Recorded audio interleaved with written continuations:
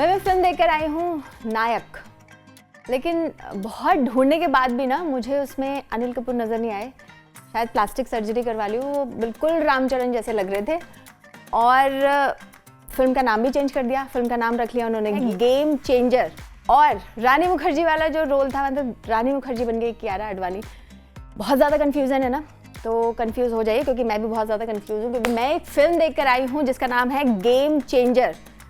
और इस फिल्म में लीड रोल में हैं राम चरण, जो साउथ के बहुत बड़े सुपरस्टार हैं और नाटू नाटू करके वो वैसे ही दुनिया में तहलका मचा चुके हैं, ऑस्कर जीत चुके हैं। लेकिन यहाँ पर गेम चेंजर में वो क्या कर रहे हैं, क्योंकि बिल्कुल अनिल कपूर की नायक का ये रीमेक आप कह सकते हैं, जो बहुत बड़ी हिट हुई थी, एक पॉलिटिकल ड्रामा थी। और वही गेम चेंजर में अब रामचरण भी लेकर आए हैं, जो आज रिलीज़ हो गई। आज बोले तो 10 जनवरी को थिएटर्स में रिलीज़ हो चुकी है, उसी का ये मूवी रिव्यू है। और आपको ये फिल्म देखनी चाहिए, नहीं देखनी चाहिए, इस वीडियो को देखने के बाद आप समझ जाएंगे बहुत अच्छे से कि आपको अपना पैसा और वक्त कहाँ बर्बाद करना है और कहाँ नहीं करना है। मतलब बर्बाद नहीं करना है और उसका सदुपयोग कहाँ करना है, तो आप डिसाइड कर लीजिए। तो शुरू करते हैं गेम चेंजर का मूवी रिव्यू। भाई फिल्म की कहानी पे पहले बात करते हैं, जो कि एक कलेक्टर की कहानी है, जिसमें 10 साल पहले एक प्रेमिका होती है जो कि कियारा आडवाणी है, रामचरण का कैरेक्टर का नाम भी राम होता है। और कियारा आडवाणी इसमें बनी है दीपिका, जो एक डॉक्टर होती हैं पेशे से। तो दोनों की लव स्टोरी शुरू होती है कॉलेज के दिनों में। और सबसे बड़ी बात, यहाँ पे कियारा आडवाणी एक डायलॉग बोलती है कि अगर तुम IPS ऑफिसर नहीं बने ना तो मैं तुमसे बात नहीं करूँगी। अगर सोचिए सारी गर्लफ्रेंड अपने जो बॉयफ्रेंड है उनसे ये बात कहे तो कितने सारे ब्रेकअप होंगे, मज़ा आ जाएगा। मतलब मैं किसी के दिल तोड़ने के पक्ष में नहीं हूँ, लेकिन ये एक नॉर्मल सी बात है कि अगर सारी गर्लफ्रेंड इतना हो जाए कि हाँ भाई तुम्हें तो यही बनना है वरना मैं बात नहीं करूँगी, बहुत सारे दिल टूटेंगे, बहुत सारे ब्रेकअप्स होंगे, फिर क्या होगा, फिर अरेंज मैरिज होगी सबकी। बहुत बढ़िया, ठीक है। अब हम मुद्दे पे आते हैं। तो मुद्दा ये है कि कहानी जैसे मैंने बता दी, एक कलेक्टर होता है जो मतलब करप्शन को मिटाना चाहता है, सब सही राह पे सबको लेकर आना चाहता है और अपनी पावर का सही उपयोग भी करता है, वो है रामचरण। लेकिन कहानी में ट्विस्ट तब आता है जब एक पॉलिटिशियन का जो हृदय परिवर्तन हो जाता है। बहुत ही भारी शब्द है, लेकिन हाँ, और वो भी तब, पूरी जिंदगी उसने बुरे काम किए हैं, करप्शन किया है, सब कुछ किया है, लेकिन जब मरने वाला होता है तो पता नहीं क्या होता है, चमत्कार होता है, हृदय परिवर्तन होता है। उसे लगता है कि अब मैं अच्छा इंसान बन के रहूँगा, लोगों की मदद करूँगा और सब मतलब जो उसकी पार्टी में जो लोग होते हैं उसको भी मैं अच्छा सुधार के रहूँगा।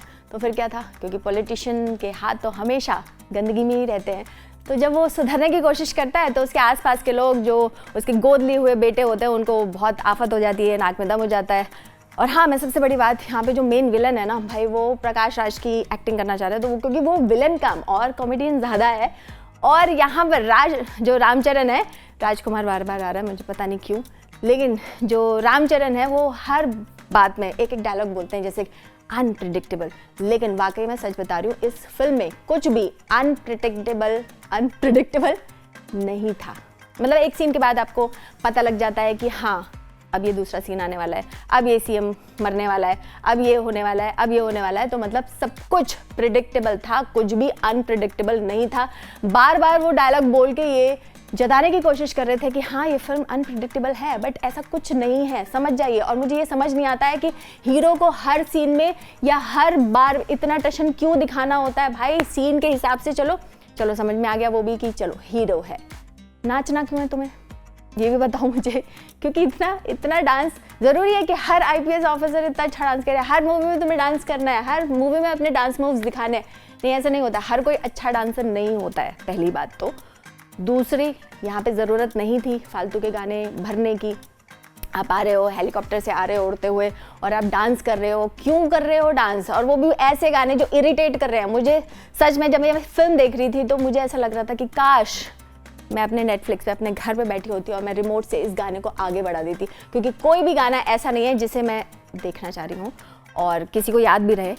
कियारा आडवाणी भी इस फिल्म में प्रेमिका तो कम लग रही है, लेकिन एक लेक्चरर ज़्यादा लग रही है, जो हर चीज़ में बस उनको सीख देती रहती है। ठीक है, एक फीमेल कहते हैं कि मतलब हर कामयाब इंसान के पीछे, मतलब आदमी के पीछे एक औरत का हाथ होता है। वो औरत इस फिल्म में कियारा आडवाणी ही है, लेकिन कोई केमिस्ट्री उनमें नज़र नहीं आई है, दोनों पूरा पश्चिम लग रहे हैं, कोई रोमांस नहीं। रोमांस से मुझे याद आया कि एक सीन में दोनों किस करने वाले होते हैं, तभी बीच में कल्चर लिखा हुआ आ जाता है। लेकिन हाँ, ये बात सच है कि जितनी भी साउथ की फिल्में होती हैं वो बहुत साफ़ सुथरी होती हैं, आप उनकी पूरी फैमिली के साथ बैठकर देख सकते हैं, इंजॉय कर सकते हैं, ये उनकी सबसे बड़ी खासियत होती है।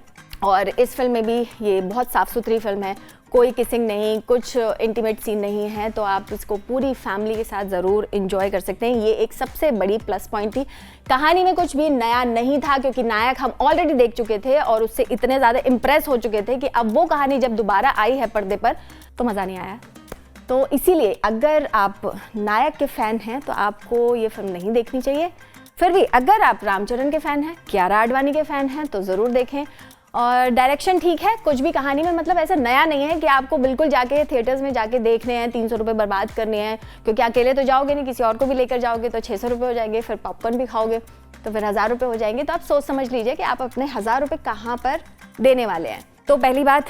दूसरी कहानी मैंने आपको बताई थी क्योंकि आपने नायक देखी है, गाने भी कुछ अच्छे, बहुत ज़्यादा ऐसे नहीं कि आपको याद रहेंगे, डायलॉग भी ऐसा कुछ भी नहीं है कि आपको डायलॉग भी याद रहने वाले हैं।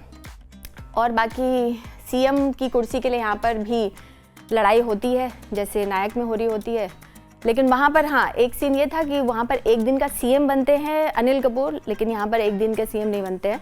तो बस यही कहानियाँ, बाकी मैं पूरी रिवील नहीं करने वाली हूँ क्योंकि आप इस फिल्म को जाके थिएटर में भी देख सकते हो, क्योंकि मैं मना करूँगी तो भी जो उनके फैंस हैं वो तो देखेंगे और हाँ बोलूँगी तो भी देखेंगे, तो वो तो आपका मन है। मैंने बाकी अपना काम कर दिया, रिव्यू दे दिया है, बाकी आप डिसाइड कीजिए कि आपको ये फिल्म देखनी है या नहीं देखनी है। और मेरी तरफ से अगर मैं इस फिल्म को 5 में से अगर स्टार दूँ तो मैं कियारा आडवाणी ठीक ठाक है, एक्टिंग उसमें क्योंकि उनका कुछ भी नया नहीं है, कियारा आडवाणी भी इसमें कुछ नया उन्होंने नहीं किया है। उन्होंने इस फिल्म में अपना कबीर सिंह वाला, प्रीति वाला कैरेक्टर थोड़ा सा प्रेजेंट करने की कोशिश की है, लेकिन वो तो एक एपिक कैरेक्टर था तो उससे भी मैच नहीं किया है। बाकी आप जिस मर्ज़ी के लिए देख लीजिए फिल्म और जिस मर्ज़ी के लिए मत देखिए, आपके ऊपर है। मैंने रिव्यू कर दिया है। ऐसे ही मूवी रिव्यूज़ के लिए देखते रहिए लाइफ टाइम्स। मिलते हैं अगली मूवी रिव्यू के साथ। जय हिंद।